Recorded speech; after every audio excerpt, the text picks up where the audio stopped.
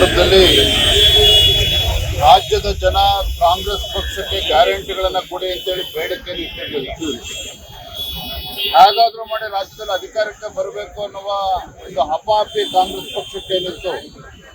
ಸಾಕಷ್ಟು ಭರವಸೆಗಳನ್ನು ಕೊಟ್ಟು ಗ್ಯಾರಂಟಿಗಳನ್ನು ಕೊಟ್ಟು ಅಧಿಕಾರಕ್ಕೆ ಬಂದಿರುವಂತಹ ಕಾಂಗ್ರೆಸ್ ಸರ್ಕಾರ 3 ವರ್ಷಗಳ ಕಳೆದ ನಂತರದಲ್ಲಿ ಮೊದಲನೇದಾಗಿ ಇವರು ಯಾವುದೇ ಗ್ಯಾರಂಟಿಗಳು ಸರಿಯಾಗಿ ತಲುಪಿಸ್ತಕ್ಕಂಥ ಕೆಲಸ ಕೂಡ ಮಾಡ್ತಾ ಇಲ್ಲ.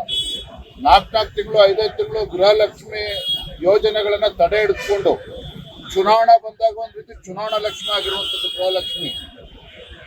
ಇವತ್ತು ವಿದ್ಯಾರ್ಥಿಗಳು ಕೂಡ ಅನ್ಯಾಯ ಮಾಡ್ತಾ ಇದ್ದಾರೆ. ಈಗ ಗ್ಯಾರಂಟಿಗಳಿಂದ ಸರ್ಕಾರಕ್ಕೆ ಆರ್ಥಿಕ ಸಂಕಷ್ಟ ಪೆಟ್ಟು ಬಿದ್ದಂತ ಸಂದರ್ಭದಲ್ಲಿ ಒಂದೊಂದಾಗಿ ನೆಪಗಳನ್ನ ಒಡ್ಡಿ ಈಗ ಗ್ಯಾರಂಟಿಗಳ ಫಲಾನುಭವಿಗಳು ಏನಿದ್ದಾರೆ ಆ ಸಂಖ್ಯೆನ ಲಕ್ಷ ಸಂಖ್ಯೆನ ಇಳಿಸ್ತಕ್ಕಂತ ಒಂದು ದುಸ್ಸಾಹಸಕ್ಕೆ ಕಾಂಗ್ರೆಸ್ ಸರ್ಕಾರ ಕೈ ಹಾಕಿರುವಂತದ್ದು. ಒಂದು ಈ ಸಂದರ್ಭ ಹೇಳ್ತೇನೆ, ಯಾರು ಅದಕ್ಕೆ ಅರ್ಹರಿದ್ದಾರೆ ಕೊಡಬೇಕು ಅನ್ನೋದ್ರ ಬಗ್ಗೆ 2 ಮಾತಿಲ್ಲ. ಉಳಿದ ಸರ್ಕಾರ ಇತ್ತಲ್ಲ, ಹಾಗಾದ್ರೆ 3 ವರ್ಷದ ಕೆಳಗೆ ಕೊಡ್ಬೇಕಾದ್ರೆ ಯಾಕೆ ಯೋಚನೆ ಮಾಡಲಿಲ್ಲ? ಒಂದ್ ಕಡೆ ಕಾಂಗ್ರೆಸ್ ಪಕ್ಷದ ಆಡಳಿತ ಪಕ್ಷದ ಶಾಸಕರು ಹೇಳ್ತಾ ಇದ್ದಾರೆ, ಗ್ಯಾರಂಟಿಗಳಿಂದ ನಮ್ಮ ಕ್ಷೇತ್ರಕ್ಕೆ ಅಭಿವೃದ್ಧಿಗೆ ಹಣ ಕೊಡ್ತಾ ಇಲ್ಲ ಅಂತೇಳಿ ದೇಶಪಾಂಡೆ ಅವರು ಹೇಳ್ತಾ ಇದ್ದಾರೆ. ಇವತ್ತು ಗ್ಯಾರಂಟಿಗಳಿಂದ ನಮ್ಗೆ ಅಭಿವೃದ್ಧಿಗೆ ಹಣ ಕೊಡ್ತಾ ಇಲ್ಲ, ಆತ್ಮಹತ್ಯೆ ಮಾಡ್ಕೊಳ್ತಕ್ಕಂಥ ಪರಿಸ್ಥಿತಿ ನಿರ್ಮಾಣ ಆಗಿದೆ ಅಂತೇಳಿ ರಾಜಕೀಯವಾಗಿ ಕಾಂಗ್ರೆಸ್ ಪಕ್ಷದ ಶಾಸಕರು ಹೇಳ್ತಾ ಇದ್ದಾರೆ. ಹಿಂದಿನ ಮುಖ್ಯಮಂತ್ರಿಗಳ ಹಣಕಾಸಿನ ಏನಿದ್ರು ಬಸವರಾಜ ರೆಡ್ಡಿ ಅವರು ಗ್ಯಾರಂಟಿಗಳಿಂದ ಇವತ್ತು ಆರ್ಥಿಕ ಸಂಕಷ್ಟದಲ್ಲಿ ಕರ್ನಾಟಕ ಸಿಲುಕಾಕೊಂಡಿದೆ ಅಂತ ಹೇಳ್ತಾ ಇದ್ದಾರೆ. ಈ ವಾಸ್ತವಿಕ ಸತ್ಯವನ್ನ ಮರೆಮಾಚಿ ಇವತ್ತೇನೋ ಬಹಳ ಸುಧಾರಣೆ ಮಾಡ್ತೇವೆ ಅಂತೇಳಿ ಇವತ್ತು ಲಕ್ಷ ಫಲಾನುಭವಿಗಳನ್ನ ಕಡಿತ ಮಾಡುವಂತ ಕೆಲಸವನ್ನು ಮಾಡ್ತಾ ಇರ್ತಕ್ಕಂಥದ್ದು ಸರಿಯಲ್ಲ. ಇವತ್ತು ನಾನು ಕಾಂಗ್ರೆಸ್ ಮುಖಂಡರ ಹೇಳಿಕೆಯನ್ನು ಕೂಡ ಗಮನಿಸಿದ್ದೇನೆ.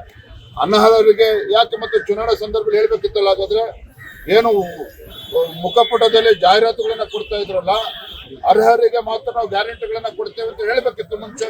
ಎಲ್ಲ ಹೇಳಿದ್ರಿ ನೀವು? ರಾಜ್ಯದಲ್ಲಿರ್ತಕ್ಕಂಥ ಎಲ್ಲಾ ಗೃಹಿಣಿಯರಿಗೆ ಗೃಹಲಕ್ಷ್ಮಿ ಕೊಡ್ತೇನೆ ಅಂತೇಳಿ ಈಗ ಅವ್ರ ಅನರ್ಹರು ಅಂತ ಹೇಳಿ ಅಪಮಾನ ಮಾಡುವಂತ ಕೆಲಸ ಇವತ್ತೇನೋ ಕಾಂಗ್ರೆಸ್ ಸರ್ಕಾರ ಮಾಡೋಕೆ ಹೊರಟಿದ್ದಾರೆ. ಅದು ಖಂಡಿತ ಸರಿಯಲ್ಲ.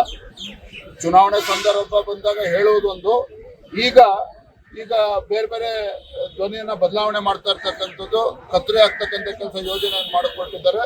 ಇದು ಖಂಡಿತ ಸರಿಯಲ್ಲ. ಬಿಜೆಪಿ ಬೆಂಬಲ ತೀವ್ರ ತರದ ಹೋರಾಟ ಮಾಡ್ತಾರೆ.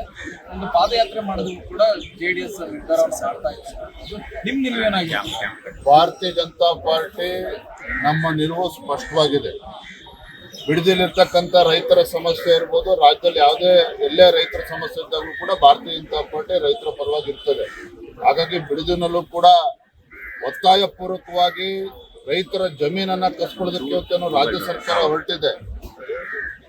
ಸ್ವತಃ ಮುಖ್ಯಮಂತ್ರಿಗಳು ಇದ್ರ ಬಗ್ಗೆ ಆಸಕ್ತಿ ವಹಿಸಿರ್ತಕ್ಕಂಥದ್ದು. ಇವತ್ತು ಒಳ್ಳೆ ಆಡಳಿತ ನೀಡ್ತೇವೆ ಅಂತ ಹೇಳಿ ರೈತರನ್ನ ಒಕ್ಕಲೆಬ್ಬಿಸ್ತಕ್ಕಂಥ ಕೆಲಸ ಮಾಡೋದಕ್ಕೆ ಏನ್ ಸರ್ಕಾರ ಹೊರಟಿದೆ, ಇದು ಅಕ್ಷಮ್ಯ ಅಪರಾಧ.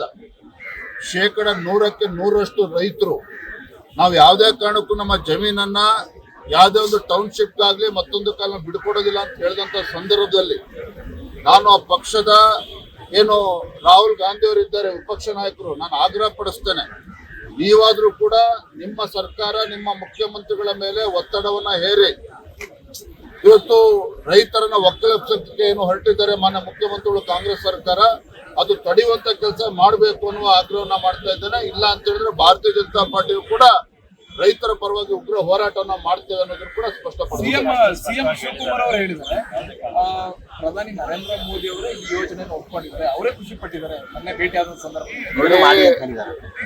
ಪ್ರಧಾನಮಂತ್ರಿಗಳ ಹೆಸರು ಹೇಳಿಕೊಂಡು ಇಲ್ಲಿ ದಲ್ಲಾಳಿತನ ಮಾಡೋದಕ್ಕೇನು ಕಾಂಗ್ರೆಸ್ ಸರ್ಕಾರ ಹೊರಟಿದೆ, ಇದು ಭಾರತೀಯ ಜನತಾ ಪಾರ್ಟಿ ಬಿಡೋದಿಲ್ಲ. ರೈತರ ವಿಶ್ವಾಸಕ್ಕೆ ಏನ್ ಹೇಳ್ತದೆ, KDB ರೂಲ್ಸ್ ಏನ್ ಹೇಳ್ತದೆ, 70-80% ರೈತರು ಒಪ್ಪಿಗೆ ಕೊಟ್ಟ ಮೇಲೆ ಭೂ ಸ್ವಾಧೀನ ಮಾಡಬೇಕಾಗಿರ್ತಕ್ಕಂಥದ್ದು. ಇವತ್ತು ಬಿಡದಿ ವಿಚಾರದಲ್ಲಿ 100% ರೈತರು ಇದ್ರ ವಿರುದ್ಧ ಇದ್ದಾರೆ ಅನ್ನುವ ಮಾಹಿತಿ ಬರ್ತಾ ಇದ್ರು ಸಹ ಇವತ್ತು ಒತ್ತಾಯ ಪೂರ್ವಕವಾಗಿ ರೈತರ ಮೇಲೆ ಇವತ್ತು ಹೇರೋದಕ್ಕೆ ಹೊರಟಿದ್ದಾರೆ. ಇದು ಖಂಡಿತ ಸರಿಯಲ್ಲ.